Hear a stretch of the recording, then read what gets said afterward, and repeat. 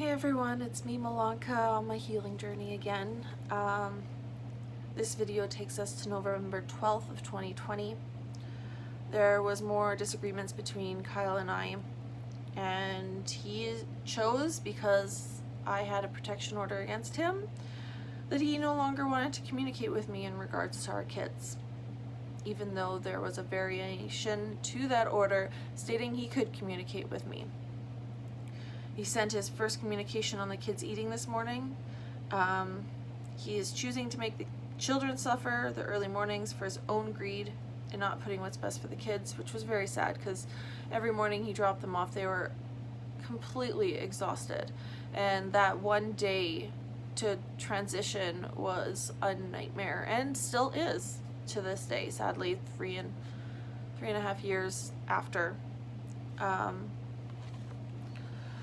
Kyle emailed me. He was on his way the next day, which I didn't receive till 20 minutes after he sent it. He also told me that he will no longer send or accept texts to and from me and will be only communicating through email going forward.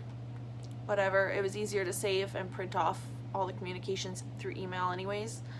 He then started to bully me to change our pickup time and threatened he'd send the agreement once his lawyer sends it to him, which I responded with a photo of the email his lawyer sent to mine confirming pickup and drop-off times, and told him they would stay the same unless he was going to drop the kids off later or on the days before, so the kids wouldn't have to get up so early, to which he responded with no more correspondence so he can enjoy his weekend with the kids.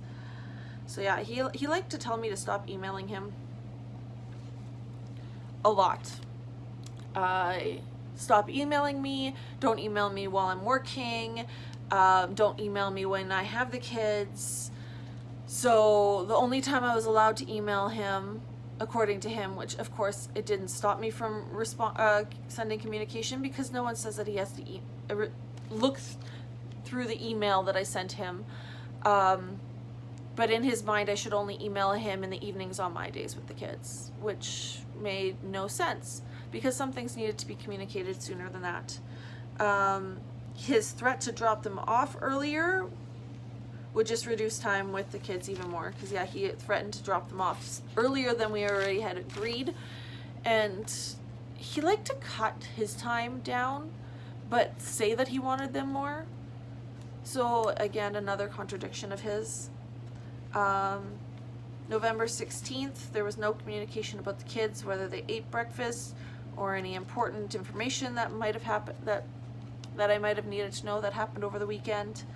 Both of my kids were hungry and thirsty when they got into the house, so if he fed them breakfast in the vehicle, I had to feed them again. Both kids were tired and irritable, as usual. My daughter went down for a nap at 10:30 a.m. and didn't wake up till 2:30, and was still tired and irritable the rest of the day, which was a typical routine after them getting dropped off from their dads. November 18th of 2020, it's a yo-yo, and it's so exhausting dealing with him because his communication was very different. He even acknowledged an email that I had sent him, which is weird because usually he just ghosted me. November 19th of 2020, no communication on whether the kids ate or anything. They were again hungry and thirsty once they got here. My daughter ate 2 packs of dino eggs, like dino egg porridge, and my son chugged 3/4 of the water bottle, and asked for food to eat. And again, they were absolutely exhausted and irritable. On the 20th, Kyle emailed me at 5 o'clock stating he was on his way to pick the kids up.